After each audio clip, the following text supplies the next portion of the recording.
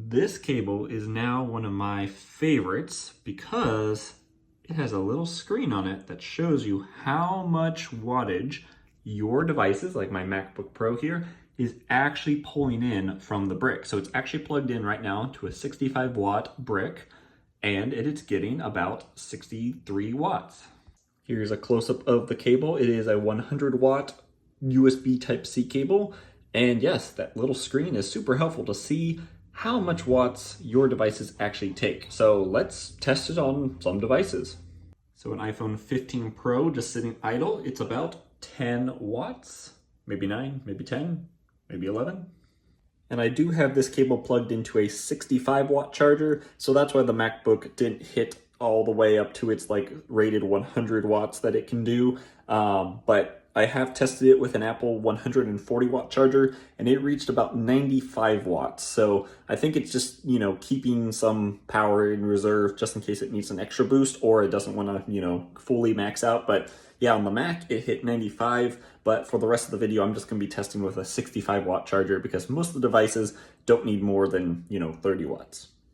This Jackery power bank is spiking up to 35 watts, and you can actually kind of see what it thinks it's getting. So it says it's getting about 27, where this is actually giving it about 28, 29. So there is some convergence, but this is kind of cool to see that you can see this one thinks it's getting about 26. It thinks it's about getting 22, 23. So that's just kind of cool to see when both devices can kind of tell you how much power they are intaking.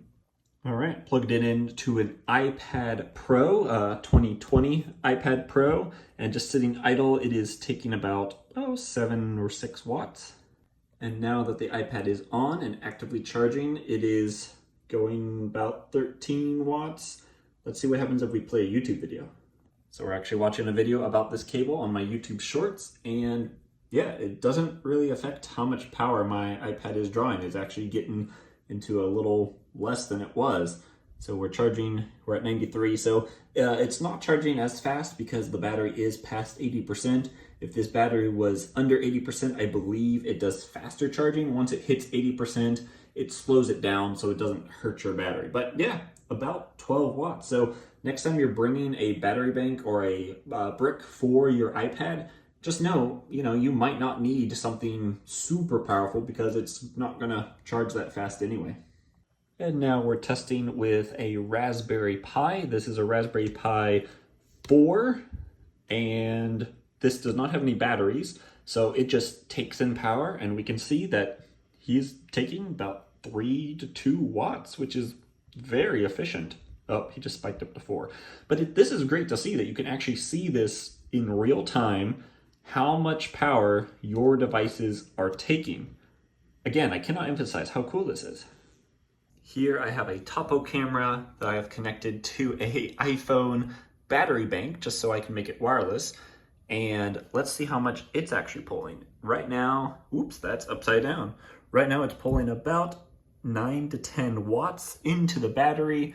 And then I know the battery going to here, this only takes about 1 or 2 watts. So you can have it completely powering the camera and the battery will stay charged. So in case of a power outage, or if you just want a portable camera, like a portable baby cam, or just put it out so you can see your pets, that's really cool. And yeah, right now it's pulling about 9 to 10 watts. Let's do one more device just to show off how cool this cable is. So last but not least, some headphones. These are the Sony XM400s, and they're pulling 2 watts. So yeah, very small batteries inside these guys, and they don't need to supercharge. But again, it's really cool to see how many watts is actually being pulled into devices like a Raspberry Pi, headphones, your iPhone, your Mac, your iPad, all that stuff. So I'll have a link down below in the description about this. This cable is about, I don't know, $11, $12. I'll have an Amazon link, which is an affiliate link, down below. So if you want one for yourself, I got like 3 for myself just in case.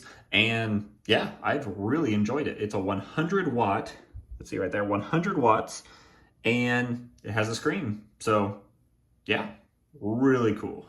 So if you enjoy this kind of content about tech and Apple and smart home, I make those type of videos, and I make YouTube shorts, I make YouTube long form videos, kind of like this one. So yeah, feel free to give me a follow, and feel free to comment, and if you want me to review anything else, just again, let me know. But I'll see you in the next video.